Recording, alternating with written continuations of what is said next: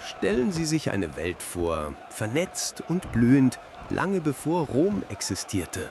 Vor mehr als 3000 Jahren erstreckte sich ein unsichtbares Netz des Handels und der Diplomatie über das gesamte Mittelmeer.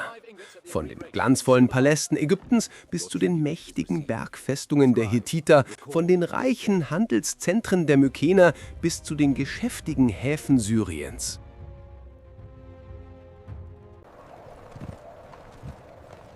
Dies war die Spätbronzezeit, eine Epoche der Hochkulturen, der komplexen globalen Beziehungen.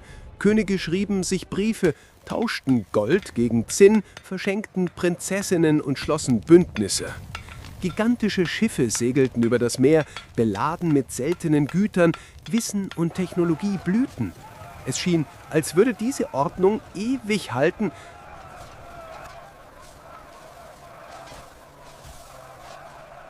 Doch dann, innerhalb weniger Jahrzehnte, brach alles zusammen. Eine 1000-jährige Zivilisation zerfiel zu Staub. Eine Apokalypse, deren Ursachen wir erst heute wirklich verstehen. Es war nicht einfach nur eine Katastrophe. Es war der Bronzezeitkollaps.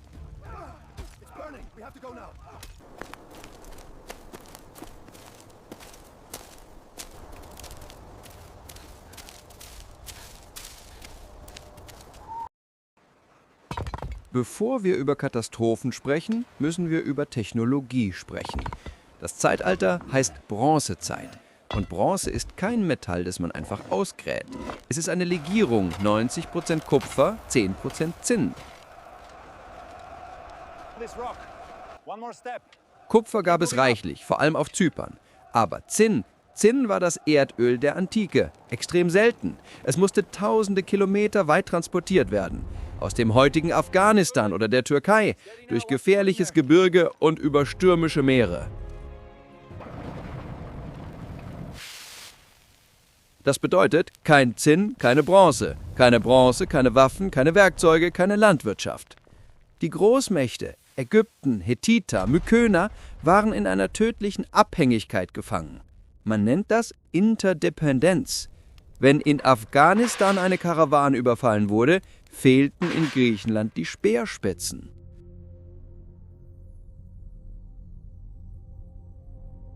Es war ein Just-in-Time-System, hocheffizient, aber ohne Puffer.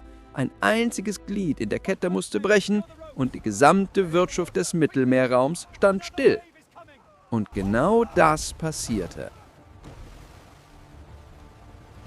Das wirtschaftliche Kartenhaus stand. Doch der Boden, auf dem es gebaut war, begann sich zu bewegen. Buchstäblich. Geologen und Archäologen sprechen von einem Erdbebensturm.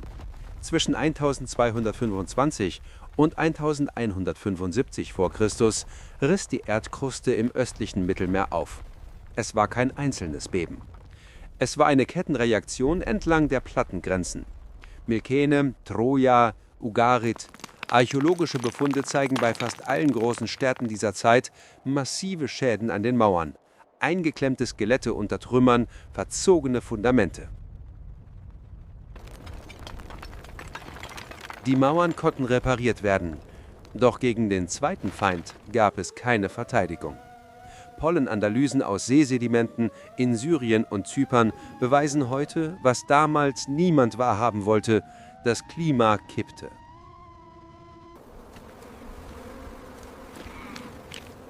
Eine Megadürre, die nicht nur Jahre, sondern Jahrzehnte andauerte. Der Regen blieb aus, die Ernten verdorrten auf dem Halm, der Pegel des Nils sank. In einer Welt, die zu 100% von der Landwirtschaft abhing, bedeutete das nicht nur Rezession. Es bedeutete Hunger, massenhaften, tödlichen Hunger.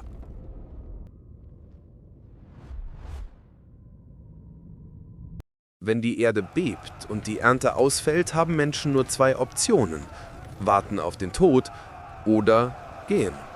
Um 1200 v. Chr. Setzte sich die größte Völkerwanderung der Antike in Gang. Die ägyptischen Pharaonen nannten sie auf ihren Tempelwänden die Seevölker. Lange hielt man sie für mystische Eroberer. Heute wissen wir, es waren überwiegend Klimaflüchtlinge. Ganze Familien auf Ochsenkarren und in hastig gebauten Schiffen, bewaffnet und verzweifelt. Sie suchten keine Eroberung, sie suchten Nahrung. Diese Welle traf auf die durch Erdbeben und Dürre geschwächten Großmächte. Die hochspezialisierten Streitwagenarmeen der Könige waren nutzlos gegen diese Masse an leichter Infanterie, die nichts zu verlieren hatte. Es war kein Krieg im klassischen Sinne, es war ein Überlebenskampf. Aber der Feind stand nicht nur vor den Toren, er war längst drinnen. Wenn der Palast das Volk nicht mehr ernähren kann, bricht der soziale Vertrag.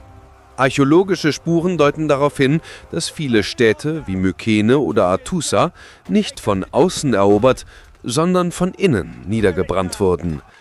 Das Volk erhob sich gegen eine Elite, die versagt hatte. Wir stehen nun vor dem größten Rätsel der Archäologie. Ägypten, die Hethiter, die Mykener, das waren keine fragilen Stammesgesellschaften. Das waren bürokratische Supermächte, militärische Giganten. Warum überlebte keine von ihnen so, wie sie war? Warum konnte sich das System nicht regenerieren? Die Antwort ist erschreckend modern. Historiker nennen es einen Systemkollaps. In Kapitel 1 haben wir gesehen, wie vernetzt diese Welt war. Diese Vernetzung sorgte für Reichtum, aber sie schuf auch eine tödliche Falle, die Hyperkohärenz. Wenn alle voneinander abhängen, kann niemand isoliert überleben. Stellen Sie sich das Szenario vor. Ein Erdbeben zerstört die Hafenanlagen von Ugarit. Das alleine wäre reparierbar. Aber das Erdbeben trifft auf eine Gesellschaft, die bereits durch die jahrelange Dürre ausgehungert ist. Die Speicher sind leer. Der König bräuchte nun Getreideimporte aus Ägypten. Aber die Handelsrouten sind durch die verzweifelten Migrantenströme, die Seevölker, blockiert. Kein Schiff kommt durch. Ohne Handel fehlt nicht nur Nahrung, es fehlt Zinn. Ohne Zinn keine Bronze. Ohne Bronze keine neuen Waffen für die Armee. Und jetzt kippt der wichtigste Stein, das Vertrauen. In der Antike legitimierte sich ein König dadurch, dass er die Ordnung garantierte und das Volk ernährte. Wenn er das nicht kann, verliert er sein Mandat des Himmels. Die Palastwachen, die seit Monaten nicht bezahlt wurden und deren Familien hungern, öffnen die Tore nicht für die Feinde. Sie werden zu Feinden. Sie plündern ihre eigenen Speicher. Der soziale Vertrag zerreißt. Die Verwaltung, die Schriftgelehrten, die Steuer eintreiben, all das löst sich in Luft auf. Es ist ein Multiplikatoreffekt. 1 plus 1 ist hier nicht 2. Erdbeben mal Dürre mal Krieg ergibt keinen Rückschlag. Es ergibt die Auslöschung.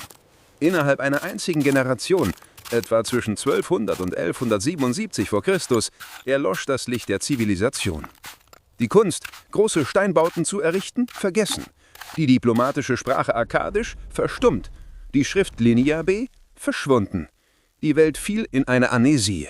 Wo einst Metropolen mit 50.000 Einwohnern standen, weideten nun Ziegen zwischen verkohlten Ruinen. Es war nicht nur das Ende von Staaten, es war das Ende einer Ära. Die Globalisierung 1.0 war gescheitert.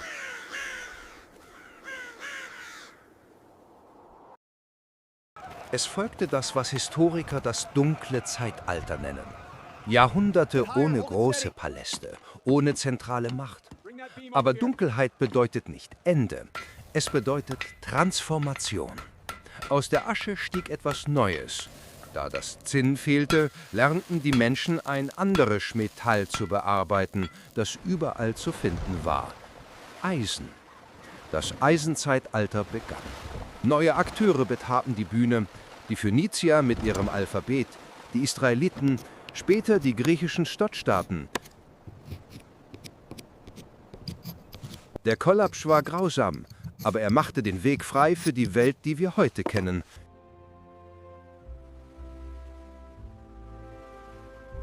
Ich bin durch Jahrmillionen gereist. Und du hast noch immer nicht abonniert?